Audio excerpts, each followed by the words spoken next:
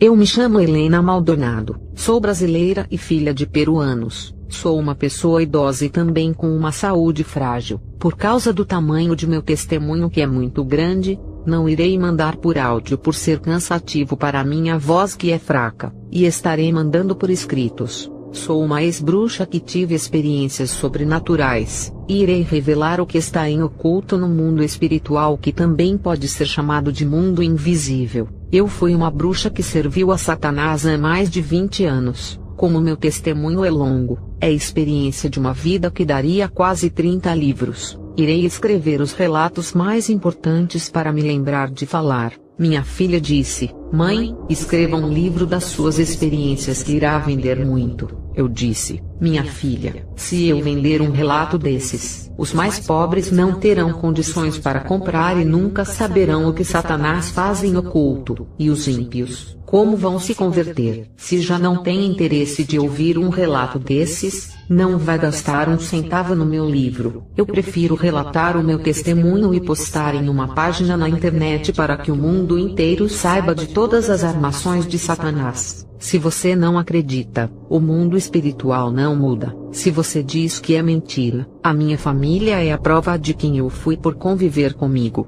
Quem diz que uma experiência é mentirosa, afirma que estava com a pessoa na mesma casa e no mesmo quarto no momento da experiência sobrenatural. Quem só pode testificar das minhas experiências são os meus 2 filhos e meu esposo, que acompanharam toda a minha vida sobrenatural no mundo das trevas e da luz. Eles presenciaram coisas sobrenaturais que aconteceram comigo quando era uma bruxa, diferente daqueles que não são do seio da família e julgam sem ter nenhum conhecimento. Eu tive experiências profundas tão espirituais que passei no meu quarto, que mesmo o meu esposo estando comigo deitado não pôde presenciar por não ter o dom da visão espiritual. Eu via e falava para ele, que acreditou pelo nível espiritual que eu tinha, depois que ele me viu flutuar no meu quintal quando era uma bruxa e nunca mais duvidou das forças espirituais. E tem aqueles que não viram a pessoa passar pela experiência, e não conhece o nível espiritual que a pessoa alcançou e tenta confrontar. E o pior é julgar a reputação e o caráter de uma pessoa que não conhece apenas por não concordar. Isso é perigoso, em falar algo que não sabe, baseado em opinião própria, porque não crer em tal experiência, e por achar um absurdo, tenta procurar uma explicação usando versículos isolados para beneficiar o seu ego de conhecimento teológico. Ninguém letrado na teologia pode entender o que é uma experiência se nunca teve. Com certeza não irá entender as experiências alheias. A melhor opção é, se não crer, não assista. Mas muitos são curiosos, e especulam para falar mal depois, com a maldade em seu coração de dizer tais coisas. Esses não são libertos, e têm o coração sujo e manchado da malignidade das trevas. Eu, quando era uma bruxa, tinha essa maldade no coração de deturpar os cristãos. Eu estudei vários livros de magia de diversas culturas e países quando era adolescente. A minha mãe permitiu, pensando ela que isso não iria afetar a minha vida. Eu estudei livros satânicos, Wicca, extraterrestre, magia negra, e assim me tornei uma bruxa misturada com outras religiões de magias. E logo consegui ingressar no mundo das bruxas ainda bem jovem, com 20 anos de idade, em 1980. Eu conheci um homem que foi meu namorado. Ele era engenheiro e andava no estilo de roqueiro. Ele, sabendo da minha intenção em aprender bruxaria, me apresentou a um bruxo Wicca que é líder de Coven. Quem não sabe, Coven significa grupo de bruxos e bruxas da mesma escola. Eu entrei para a escola e comecei a ser iniciada no ensino e na prática. Tem escolas Wicca que as bruxas e bruxos escolhem os seus próprios nomes. Já na escola onde eu entrei, o bruxo líder escolhia um nome para os seus alunos. Quando ele foi escolher o meu nome, um espírito o impediu dele escolher, e disse que se encarregaria em escolher um nome para mim. O que eu aprendi na minha iniciação de bruxa? Aprendi que existem deuses, deusas e criaturas, sobre as leis mágicas e universais que controlam a natureza e os espíritos. A religião prega alegria, festas e liberdade, Que liberdade é essa de fazer tudo o que quiser para ter prazer? O bruxo líder disse a mim: a natureza tem alma. Você está ligada com a natureza e com todos os espíritos da natureza. A alma da natureza é uma deusa e está em toda a natureza. Você pode usar a energia do universo ao seu favor, e manipular a energia da natureza através da sua fé. No começo tudo parece contos de fada, mas não é. Tudo é a realidade. O que não se pode enxergar hoje, um dia irá ver o invisível. No momento da sua iniciação, irá apenas sentir a presença dos deuses e deusas. Eu cheguei perto de uma árvore com o meu líder, e ele disse que o espírito da deusa estava na árvore. E quando toquei no tronco, senti uma forte energia controlar o meu corpo. Quando tirei a minha mão da árvore, aquela energia saiu de mim. O líder disse: a deusa pode sair da árvore e entrar em você. O bruxo me deu uma folha para eu mastigar e engolir, e quando fiz isso, o meu corpo foi tomado por uma força estranha. Naquele momento perdi o controle da minha vida por dar essa legalidade. No dia 31 de outubro, o nosso líder realizou o sabá. O nome da festa chamada é Samhain, que foi realizada no dia da comemoração do Halloween. Essa festa foi realizada dentro de um círculo, e nesse dia clamamos aos deuses e meditamos. Um caldeirão cheio de maçãs, água dentro e velas pretas e de outras cores estavam ao redor. Um atame, que é um punhal de sacrifício, e as maçãs foram comidas pelos integrantes. E bebíamos o vinho dos deuses e agradecemos a deusa, os deuses e os espíritos ancestrais. Tudo isso foi realizado em uma chácara alugada. Pastores que alugam chácaras para retiro espiritual de igreja, pisam em território consagrado levando um povo despreparado que, ao voltarem para suas casas, levarão todos os tipos de maldições. Se for um povo santo, além de quebrar a maldição do lugar com as suas orações, nada de ruim vai afetar as suas vidas. O meu alerta é para essas igrejas que vivem na carne e alugam chácaras para fazerem orações. Participei do esbate, que é uma festa de bruxaria também realizada na chácara. Essa festa de ritual é feita na lua cheia, sendo consagrada à deusa da lua, que é oferecido maçã, vinho, flores brancas e tem caldeirão com os elementos dentro que são oferecidos à deusa. E ali fizemos pedido à lua. Naquele momento, todos foram tomados por uma energia estranha e todos ficaram em transe espiritual. Todos estavam com os rostos duros, a mente distante do que estava acontecendo. As nossas vozes mudaram, e estávamos hipnotizados pelos feitiços dos deuses. Nossas pupilas estavam dilatadas, e nossos batimentos cardíacos estavam lentos. Eu estava estranha na casa dos meus pais. Vestia vestidos de cor preta e vermelha. O meu líder se apaixonou por mim e marcava para a gente fazer rituais sozinhos. Ele queria me preparar mais rápido por eu ser a mais nova do convênio ou grupo. Ele disse que alguns segredos da magia iriam ser revelados a mim e não ao grupo. Ele me disse: amanhã irá se apresentar a deusa. Iremos ao bosque. Não se esqueça de vir bonita para ela. Se pinte com a melhor maquiagem e venha com os mais belos brincos. Você irá ser a melhor oferta desse ritual. No dia seguinte, um líder fez um altar no bosque e um pentagrama de ferro, e neles colocou os 4 elementos, que são a água, a terra, o fogo e o ar. Esses 4 elementos foram colocados no pentagrama, que foi a pedra simbolizando a terra, a botija de água simbolizando a água, a vela preta e a vela branca juntas simbolizando o fogo, o incensário simbolizando o ar, e no centro 2 estatuetas de 2 deuses. E o bruxo disse que a vela branca é para a estatueta masculina, e a vela preta para a estatueta feminina. O deus simboliza o bem, e a deusa simboliza o mal, equilibrando as duas forças no mundo, significando a bondade dos deuses e também o castigo para os rebeldes. O bruxo disse que essas estatuetas podiam criar vida, e todo objeto podia criar vida através da magia, e também disse que o altar era a casa dos deuses. Ele fez um círculo mágico gigante naquele bosque onde iria praticar o ritual. Ele disse que o círculo mágico protege quem está dentro, e se algum bruxo lança algum feitiço, não pode acertar na pessoa quando entra naquele círculo de magia. O círculo também protege que alguma vidente saiba da vida de alguma bruxa. Todos os planos dos bruxos ficam presos naquele círculo. Tudo o que eles pedem ali, nenhum bruxo curioso consegue saber. nem em bola de cristal o que se passa ali dentro. Quando se quer fazer o mal a alguém fazendo ritual dentro do círculo, os bruxos conseguem acumular energias negativas dentro do círculo e lançar na vida de alguém, seja para realizar os sonhos daquela pessoa ou para atacar com maldições. Depende do propósito do ritual. A energia fica presa dentro do círculo mágico. Só quem está lá dentro é que sente as vibrações negativas, e quem está fora do círculo não sente nada. Eu ali dentro do círculo mágico senti a presença de um espírito. O bruxo disse: "Esse vento que está circulando no seu corpo é a deusa. Agora você consegue tocá-la mesmo sem ver." E foi o que aconteceu. Consegui tocar em algo invisível e sentia que era um corpo.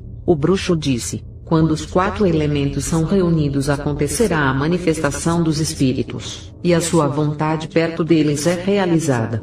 E o bruxo disse que o elemento éter magnetiza a vida por estar na vida, porque o éter está em todas as formas de vida do planeta. E também disse que os espíritos estão sobre todas as coisas, mas ao mesmo tempo por serem invisíveis não são vistos em lugares nenhum. Os espíritos se fazem sentir e não se ver, e aos poucos se revelam aos que se aprofundam na magia. Não tem época nem estação, e nem hora para os espíritos se manifestarem. Eles recebem todas as cores como oferendas: pentagrama, velas, caldeirão, foice, objetos de energia feminina e masculina. Eles oferecem várias direções e caminhos, e gostam que consagrem lugares como cemitérios, templos, memoriais, círculos de pedras ou de flores para suas manifestações. A magia se conecta quando a bruxa traz para si todas as energias da natureza, e medita se comunicando com as forças espirituais. O elemento espírito na bruxaria traz coisas para a vida das bruxas, fazendo nascer seus sonhos e morrer as suas misérias. E o bruxo disse que esses rituais que fiz no bosque, eu podia fazer na minha casa ou no quintal.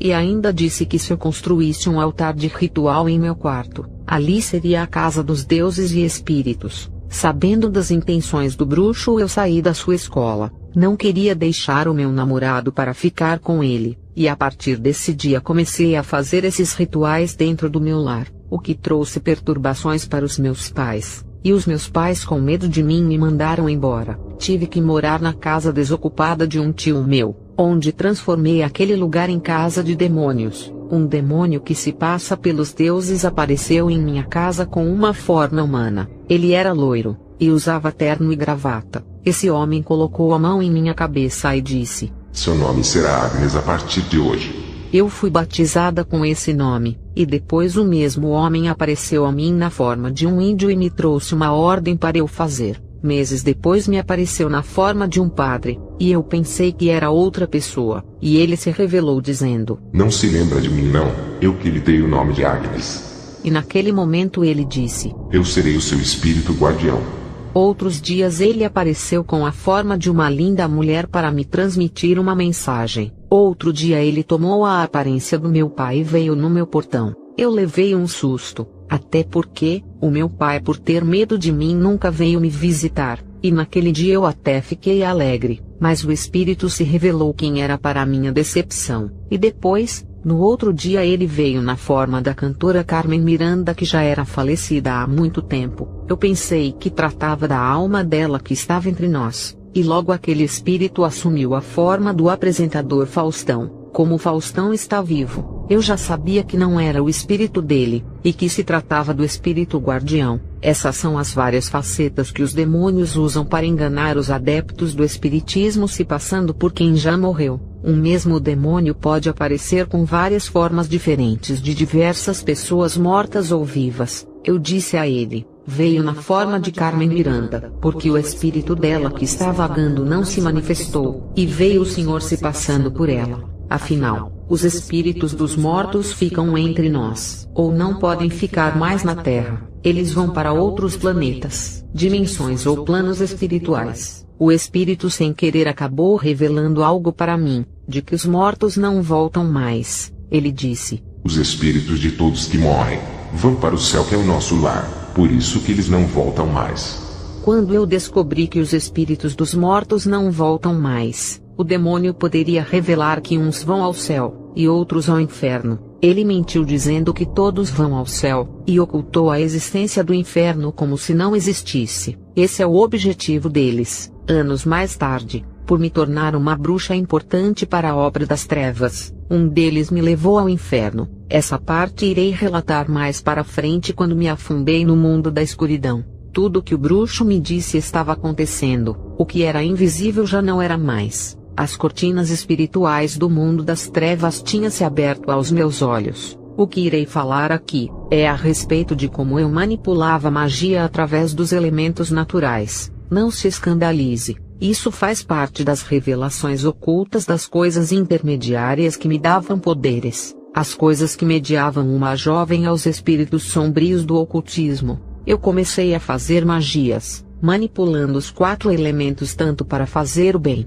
quanto para o mal. Eu fazia um círculo mágico no meu quintal para a invocação, e manipulava o elemento terra com uma erva que nasce dela ou pedra. O círculo demarcava o território e consagrava o local. Qual era o significado do círculo mágico na magia? O círculo, por ser uma esfera, significa o gerar a vida. O planeta Terra é esférico e contém vidas nele. A barriga da gestante é esférica e contém vidas. E o ovo também. Palavras são conjuradas dentro do círculo que magnetiza tudo o que está dentro. Com o punhal eu tocava a terra, e a outra mão levantava ao céu, ligando os espíritos malignos dos ares com os da terra, e ali invocava os espíritos ligando os 3 mundos que são a terra, o mundo espiritual de cima que é o céu, e o mundo espiritual de baixo que é o inferno. Eu trabalhava com o elemento terra para a prosperidade, vida financeira, mulher que queria engravidar. Essas pessoas me procuravam. A estação para esse ritual com a terra é o inverno. A terra para a magia significa o que gera vida, ou dar a existência baseado na criação do primeiro homem.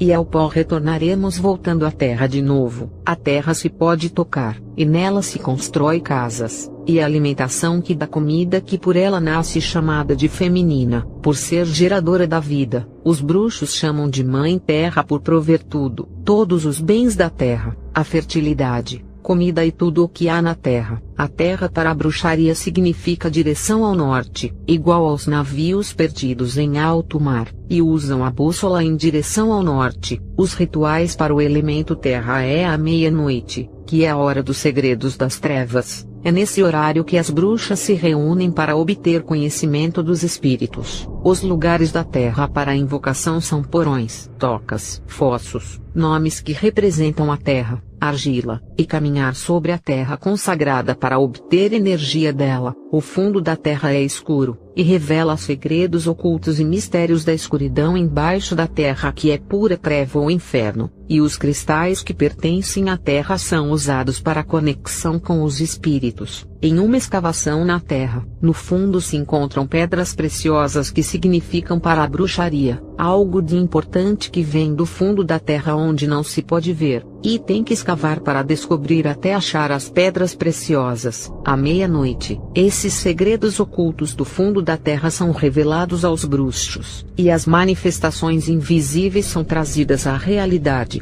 O que muitos não acreditam que existe se materializa. Exemplo, um demônio que não se consegue ver, ou um sonho de querer possuir um apartamento. O apartamento não existe na posse da pessoa, só existe em sua mente, e se torna realidade e a pessoa conquista. Eu trabalhava com elemento ar, e muitos me procuravam para ser eloquente. Foi um caso de um pregador. Um político queria falar bonito e me procurou. Um rapaz queria passar na prova para entrar em uma universidade muito concorrida. Ele pediu inteligência, e um empresário me pediu uma mente brilhante nos negócios. Através do ar, respiramos a natureza onde está a presença dos deuses, e todos os seres vivos respiram o ar para sobreviver segundo a bruxaria. Assim como o vento que sopra e faz voar os objetos para longe, eu usava a magia do vento para expulsar o mal da vida das pessoas para longe, e mandava o vento trazer as bênçãos para as pessoas. Como os demônios enganam,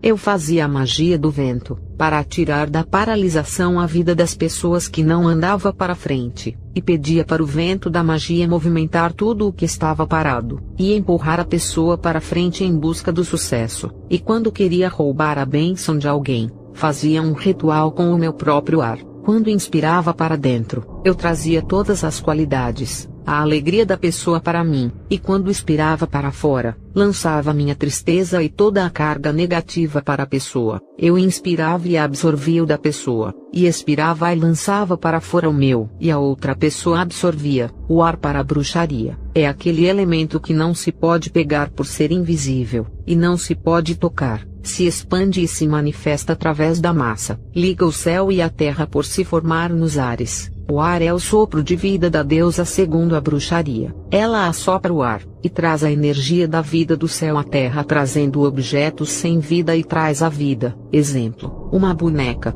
O ar é o sopro da deusa que conecta os seres vivos. Eu usava esse elemento para se conectar à deusa e receber dons. Os horários para usar esse elemento é antes do sol nascer, que são às 6 da manhã. O horário do ritual do vento são às 6 da manhã. A sua direção é o leste. O som do ar, ouvir as vozes do ar, e os barulhos das coisas e todos os sons do ambiente através da meditação com os olhos fechados. Ajudava-me a enxergar o tipo de pessoa que me consultava sem conhecê-la. Até as cores da sua roupa eu sabia só em ouvir o som da voz. Eu usava o nariz da onde entra o ar para inspirar os espíritos, e trabalhava com movimentos leves corporais e flutuação. Os lugares de rituais eram montanhas ou colinas geladas onde o vento circula livremente, e o espírito que rege é a energia masculina. Os rituais para o vento são nos picos, lugares altos, torres e ondas da praia agitadas pelo vento na estação da primavera. As fumaças nos rituais onde o vento leva a magia e os leques para fazer ventos, fazem parte desse ritual. Eu manipulava o elemento água para fazer rituais sentimentais, unindo casais ou fazendo brigar, fazia crianças se tornarem homossexuais, e fazia adolescentes bonzinhos se transformarem em rapazes muito ruins. Isso era porque me pagavam para fazer esses trabalhos. A água às vezes está agitada e às vezes calma.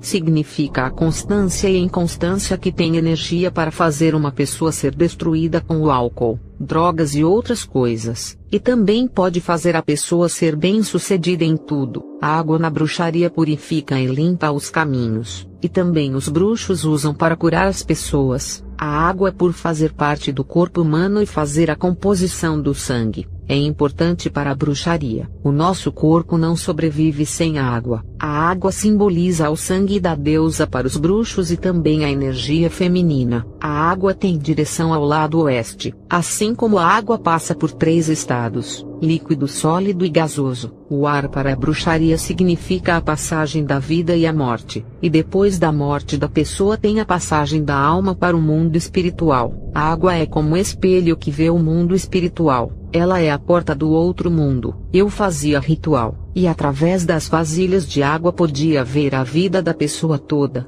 e sabia o que estava acontecendo. Esses rituais são feitos em lagos, rios, fontes, mar, oceano, riacho, cachoeira, açudes e até em piscina. A hora do ritual é ao anoitecer, que é às 19 horas na estação de outono, que é a colheita das frutas, simbolizando a colheita das almas das pessoas que morrem. As frutas e legumes da colheita, cada um tem um paladar, que significa dar gosto para a vida, sentir as coisas. Os acessórios de rituais são caldeirão, pote, cálice, perfume, banho, objetos com água, tomar banho de ervas, água de cheiro, espelho, lâmina, conchas de água, coisas frias e geladas, beber chá e diluir as coisas nas águas. Eu trabalhava com o elemento fogo para rituais de paixões, desejos, vida sexual, impulso, e ainda ligava os espíritos das pessoas aos demônios. O ritual do fogo deixa a mulher sensual chamando a atenção, e o mesmo ritual também desperta a fúria no coração do homem ao ponto de matar por ciúmes. O fogo para a bruxaria é a essência sagrada, significa a transmutação ou transformação rápida.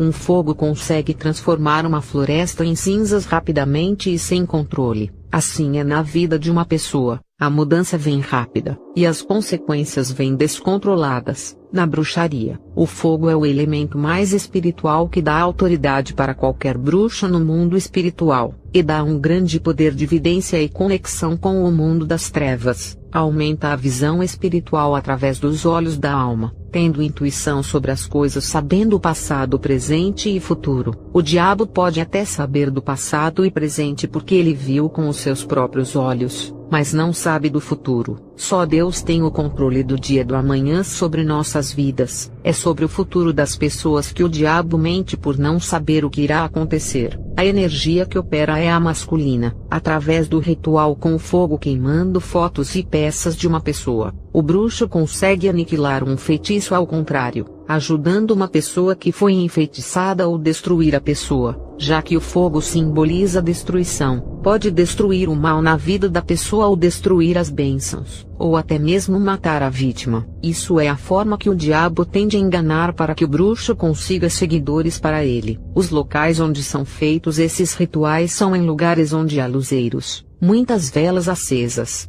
lareiras, fogueiras, forno, academia por perder as calorias, saunas, fontes térmicas, campos elétricos, desertos, lugares secos ou quentes perto de vulcões, e perder energia através de movimentos e danças. O horário do ritual é ao meio-dia, quando o sol está forte na estação de verão, oferecendo ao Deus Sol. Os luzeiros são para projeção através da luz das velas e o fogo. Os elementos para rituais são velas, varinhas, tochas, luzeiros, pimentas, lâmpadas, lamparinas, punhal, luminária, caldeirão, ervas apimentadas, dissolver coisas em óleo ou queimar as coisas, derreter objetos, utilizar fumaça, se esquentar no fogo para a purificação, velas para energizar a pessoa, elevar a energia através das danças aos espíritos ou obter energia pelos movimentos ritualísticos. Tudo isso para ativar o calor da energia negativa e magnetizar o corpo. E depois dos 4 elementos são invocados os espíritos que trabalham neles. E terminando o ritual, se despede dos espíritos e fecha os portais, e desfaz o círculo mágico. E o bruxo sai carregado da energia daquele círculo mágico, pronto para a guerra espiritual. E tem crentes que não gosta de orar e nem de jejuar, e faz aquela oração de 1 hora, e pensa que é o suficiente para Deus. Muitos devem estar falando: porque eu demorei tanto falando dos rituais? Isso é necessário para dar veracidade de que eu era uma bruxa, e tive conhecimento de todos os tipos de invocação para não deixar os incrédulos em dúvida se eu era tudo isso, porque o que irei revelar serão coisas terríveis nesse testemunho. O meu namorado pagou a minha passagem para eu conhecer as bruxas mais poderosas da Europa. Ele seguia a religião Wicca, mas não era praticante. Depois dessa viagem que a gente foi, eu voltei mais dedicada para a magia e não tinha mais tempo para o meu namorado. Ele se incomodou por eu dar mais importância à magia do que curtir a vida com ele, e me deixou por outra moça. E foi nesse momento que conheci o meu esposo e tive 2 filhos com ele. Vou relatar como foi a minha viagem para fora do Brasil, e como conheci bruxas poderosas na magia. Irei falar da reunião das bruxas que eu participei na França. Eu conversei com bruxas antigas que diziam para mim que nas décadas de 50 e 60, as igrejas evangélicas da América Latina eram poderosas. Para quem não sabe, a América Latina são vários países como Brasil, Argentina, Uruguai, Paraguai, Chile, Colômbia, Peru, Bolívia, Venezuela, El Salvador, Belize, Guatemala, México e outros países que eu não sei. Eu conheço esses países porque a Convenção das Bruxas está instalada em secreto em cada país desses. As bruxas também levam o seu evangelho para outros lugares do mundo. Enquanto a igreja parou de fazer a missão, as noivas de Satanás continuam espalhando as suas sementes, levando as suas obras malignas para o mundo todo, que é ensinar a magia. Na década de 70, Satanás começou o seu plano de contaminação da igreja, e vários movimentos evangélicos começaram a surgir, principalmente nos Estados Unidos. O movimento carismático surge com força, onde não importava se a pessoa tinha pecado, Deus iria usar assim mesmo. Depois o movimento neopentecostal surge no Brasil, e as bruxas perceberam que não eram para se preocupar com esses movimentos. E depois descobrimos que esses movimentos foram criados pela maçonaria, e quando as igrejas sérias começaram a copiar esses movimentos, As bruxas que antes não conseguiam atingir essas igrejas com as suas magias perceberam essas legalidades, e começaram a atacar as igrejas com feitiços através das heresias que as igrejas sérias copiaram das igrejas neopentecostais. Foi na década de 70 que as bruxas começaram a encontrar legalidade para atacar. A maçonaria financiava a Convenção das Bruxas e outras religiões, incluindo algumas igrejas evangélicas, principalmente as denominações famosas e milionárias. Por isso que eu congrego em uma igreja pequena, onde posso conversar com o pastor presidente e conhecer a vida dele. Não congrego em igrejas famosas e milionárias. Primeiro, porque não posso conhecer o fundador de uma igreja famosa para saber se ele é servo de Deus. Segundo, não congrego em igreja famosa porque a maioria está envolvida com a maçonaria, e se esses pastores fundadores se aproximassem dos membros para que eles conhecessem a vida deles seria mais fácil, mas ninguém pode ir à casa desses pastores famosos para saber quem são eles. Não podemos nem nos aproximar deles por serem celebridades. Isso é antibíblico. Não existem pastores na Bíblia que o povo não pode nem se aproximar do seu líder. Jesus foi o maior exemplo de liderança e andava rodeado de pessoas. Eu não congrego em igrejas onde não posso chegar perto desses pastores. Não podemos nem conhecer onde eles moram e o que fazem. Isso gera desconfiança que esses pastores passam por conviver longe dos seus membros. Podem estar envolvidos com a maçonaria. Na Convenção das Bruxas, alguns maçons conversavam com a gente, inclusive o pastor Billy Graham mandou alguns homens da maçonaria na Convenção das Bruxas nos Estados Unidos em secreto. Eu vi Billy Graham uma vez visitando as bruxas de alto grau da hierarquia. Não estou aqui para agradar os fãs desse homem que não aceitam a realidade, e ficam idolatrando esse homem ao ponto de acreditarem cegamente que ele era servo de Deus. Esse homem alcançou o grau superior da maçonaria. Ele atingiu o grau grã-mestre. Pode parecer loucura, mas Billy Graham foi dos poucos maçons que não pregou a teologia da prosperidade. Billy Graham não pregou porque não acreditava. Ele era um homem tão próspero que ajudou a financiar muitos projetos do ocultismo. Todo maçom acredita no arquiteto do universo e também na prosperidade. Billy Graham não pregou a teologia da prosperidade, como uma estratégia de conseguir a admiração do público. E hoje os evangélicos o amam até mais do que os que pregam a teologia da prosperidade. Eu sei de tudo da maçonaria, porque a Convenção das Bruxas era financiada. Eu viajei pela Inglaterra, França, Alemanha e Estados Unidos com o dinheiro da maçonaria. Essas religiões falsas que existem como Testemunha de Jeová, Adventismo, Mormons, Unicismo, Igreja da Cienciologia, Escolas do Quarto Caminho, grupos espíritas, grupos gnósticos, Movimento Hare Krishna, Missão da Luz Divina, Meninos de Deus, seitas satânicas, seitas ufonistas que é adoração aos extraterrestres e a seita do siloísmo. Existem diversas seitas fundadas que foram financiadas pela maçonaria. Igrejas evangélicas também são financiadas, não todas, eu digo as famosas. Todos os maçons evangélicos podem pregar o evangelho, mas existe um código que não podem quebrar. Eles podem pregar a Bíblia inteira, mas não podem denunciar as estratégias do diabo, do ocultismo, nem podem pregar contra o pecado, contra as coisas do mundo que levam as pessoas ao pecado. Billy Graham nunca pregou contra o pecado, nem contra as coisas do mundo que são pecaminosas. Alguém já viu esse homem pregar contra a televisão ou as redes sociais? Alguém já viu esse homem pregar contra roupas curtas? O que esse homem pregava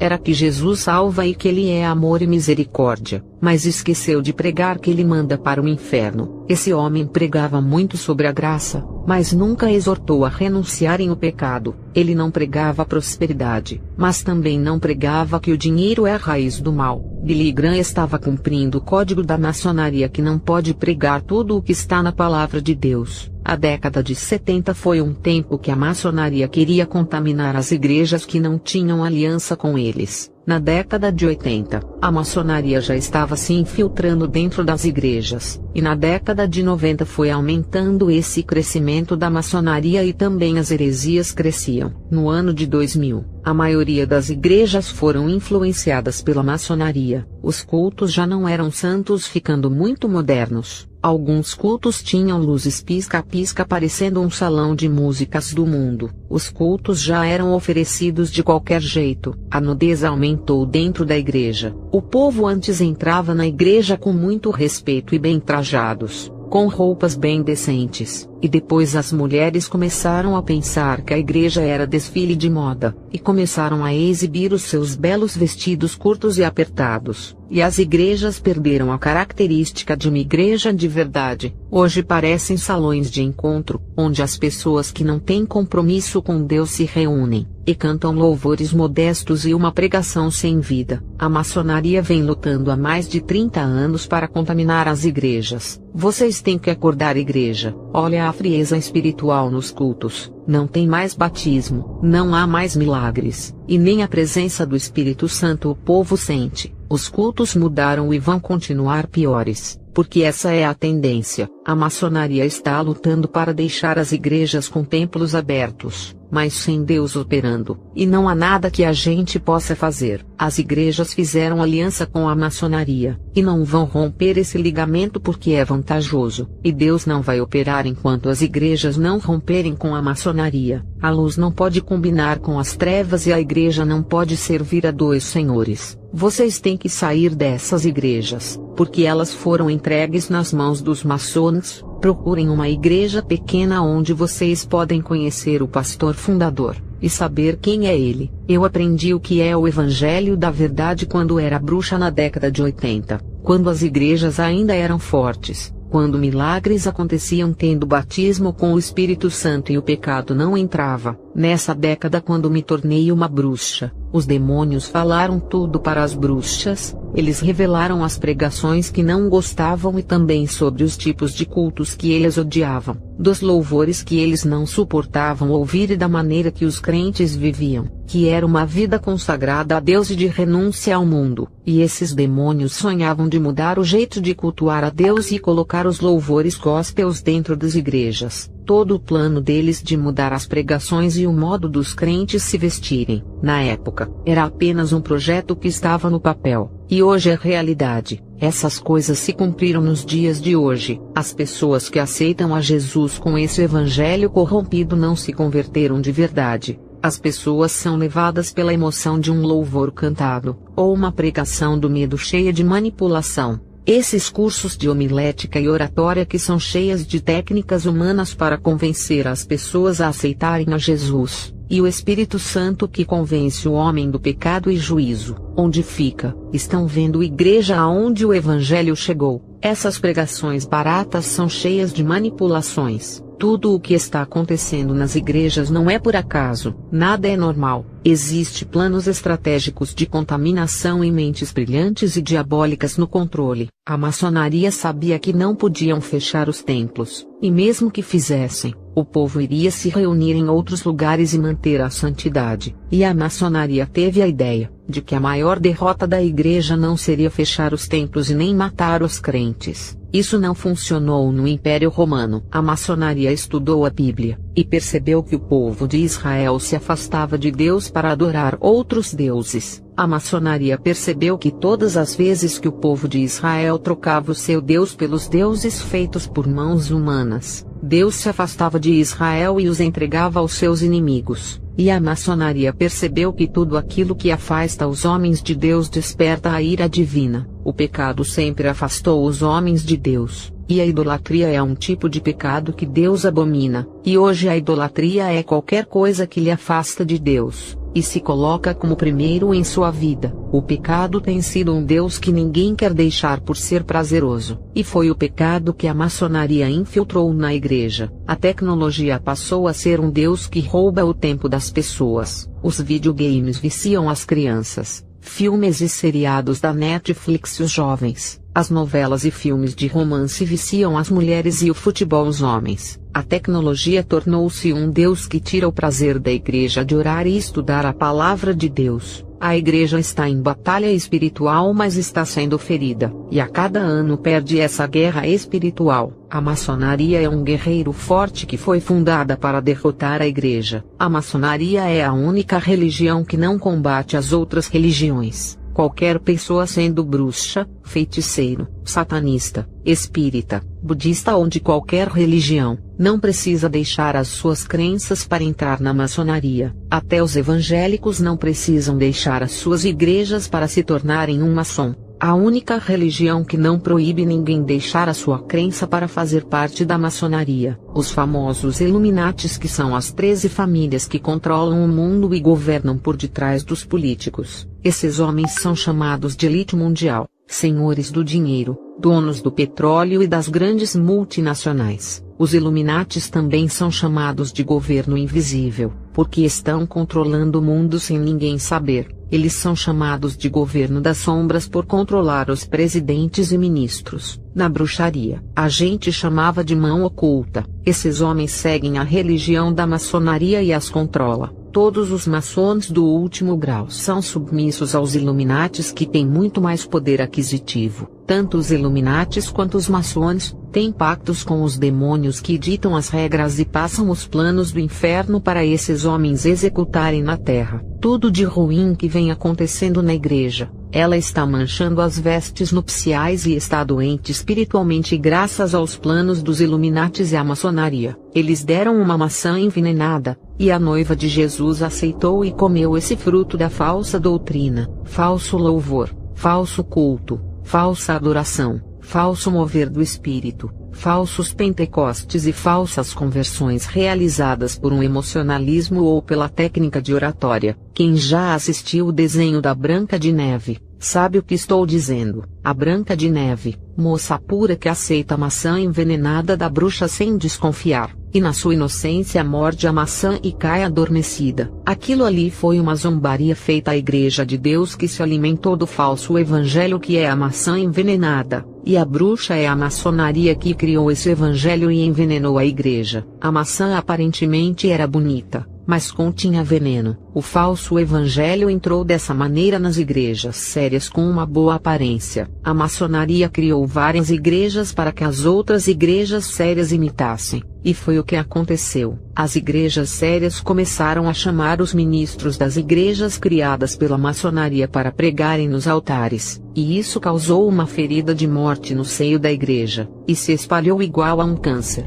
Depois a maçonaria começou a ensinar muitos teólogos sobre a confusão teológica, quando a Bíblia de estudo ainda ensinava a salvação e a santidade, porque as de hoje defendem pensamentos teológicos. Vocês podem comprar livros antigos que não fogem das escrituras, mas hoje os livros de estudo ensinam heresias e ainda manipulam o povo. As Bíblias de estudos antigas juntos com os livros ainda ensinavam alguma coisa, mas foram tirados de circulação das editoras, não tem mais nas prateleiras das livrarias evangélicas, porque os editores não produzem mais materiais que ensinam a verdade ao povo. As editoras evangélicas de hoje seguem as diretrizes maçônicas. Se você não consegue mais encontrar aquela Bíblia de estudo antiga que ensinava a santidade, a melhor coisa é ficar com uma Bíblia normal sem estudo, que é simples. A maçonaria é terrível. Quando eu era bruxa, ficava observando o respeito que a convenção tinha pelos maçons. A maçonaria é a única religião que exerce influência em todas as religiões. Ela é a única religião que se une com todas, e o seu plano é unir todas as religiões para se tornar uma só, que é a religião do anticristo. A maçonaria irá usar o Vaticano e o poder papal para unificar as religiões. No Vaticano, onde está o Papa, tem muitos maçons ali dentro que exercem poder de influência sobre o Papa. Quem está acima da maçonaria são os Illuminatis, que controlam os mestres maçons. Os Illuminatis também controlam a rede muçulmana de terrorismo para colocar pressão nos seus governantes que não seguem as regras, mandando os terroristas ameaçarem aquele presidente. Quem fundou a rede terrorista muçulmana Al-Qaeda foi Osama Bin Laden, mas a ideia foi dos Illuminatis, que financiaram o grupo. Mas o assunto desse testemunho não são eles. O que estou relatando aqui é sobre o ocultismo. A nova era não é religião, mas uma ideologia satânica que está sendo espalhada pela mídia comercial de televisão,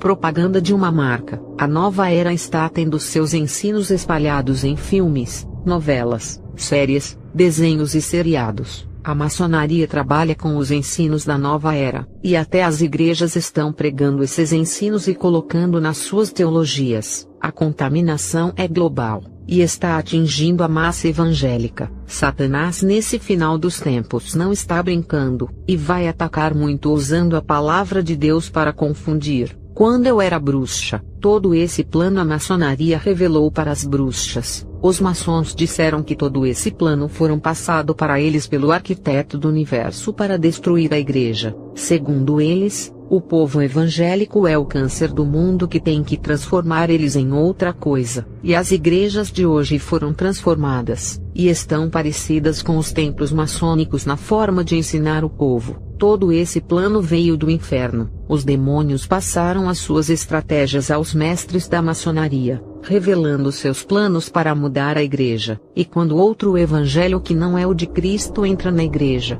provoca danos nos espíritos dos crentes e mancham as suas vestiduras limpas. O pastor que aceita outro evangelho em sua igreja, ele é negligente e sem responsabilidade para cuidar das almas. Isso traz grande prejuízo para a obra de Deus. O povo sofre, e as igrejas que ainda são sérias e não se contaminaram, os demônios ficam rodeando e esperando os cultos para atacarem e esperando alguém abaixar a guarda. Eu, quando era bruxa, tinha o dom da visão, e via os demônios vigiando os cultos do lado de fora da igreja, porque na década de 80, as igrejas tinham muita unção, tanto em santidade, e buscavam nas vigílias da madrugada sempre, e os demônios tinham medo de entrar nos templos, porque a unção saía do corpo de todos os membros e contagiava o salão, e se eles colocassem os seus pés no piso da igreja seriam queimados. No mundo invisível é assim com a igreja santa. O demônio é imundo. Quando a santidade da igreja vinha ao encontro da impureza dos demônios, eles sentiam uma carga elétrica ao entrarem em contato com o povo, e quando a igreja orava muito, a luz resplandecia como labaredas de fogo ou castiçais acesos. Os demônios são trevas, e quando entravam em contato com a luz, sofriam radiação do calor dela e eram queimados. Os demônios conseguem ter força contra o povo de Deus quando eles conseguem induzir ao erro e a igreja cai em suas armadilhas. Essa é uma maneira fácil de enganar.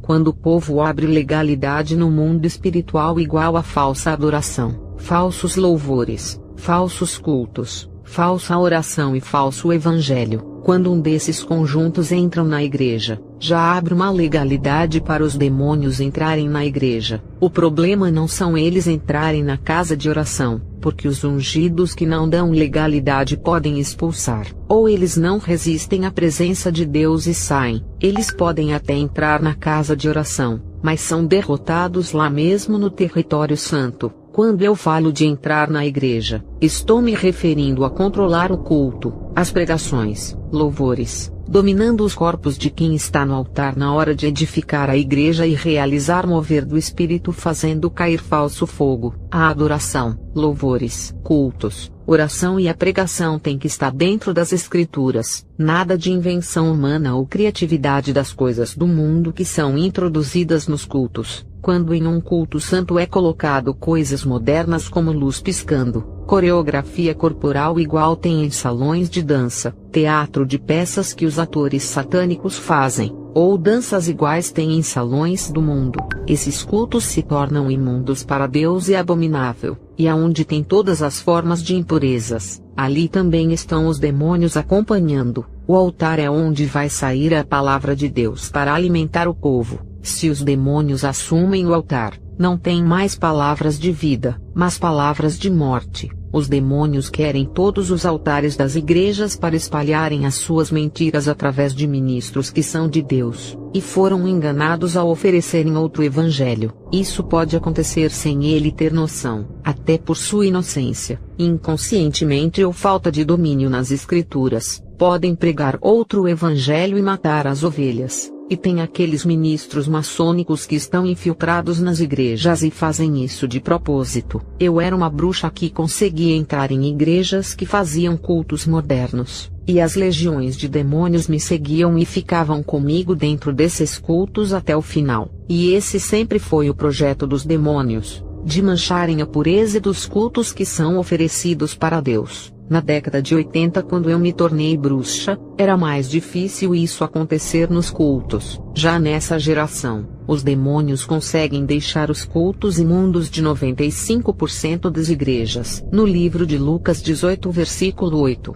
Jesus fala assim: quando vir o Filho do Homem, achará fé na terra. Do ano 2000 até esse momento que gravo o meu testemunho, as igrejas mudaram muito. Os cultos mudaram e as vestes também. Os louvores mudaram, as adorações e o evangelho pregado também. A igreja de hoje está irreconhecível e perdeu a sua identidade dos tempos antigos. A igreja raiz desapareceu, e foi substituída por outra igreja estranha que perdeu a sua marca, que é a separação do pecado, e de tudo aquilo que leva a pecar. Eu me lembro na década de 80, quando era bruxa, e me vestia de crente com saias longas para enganar o povo. Eu queria uma oportunidade de ir à frente do púlpito para falar de uma bênção, e aproveitar e falar heresias usando versículos da Bíblia distorcendo a palavra, e falar em línguas estranhas lançando maldições nos crentes. Usar uma linguagem que eles não entendem. E quando eu entrei em uma igreja santa que orava muito, fiquei tonta, porque o povo era tão avivado que eu podia ver as luzes saindo de seus corpos, e quando a luz refletia em meus olhos, lágrimas saíam, e fiquei com tontura. O povo era a luz do mundo e o sal da terra,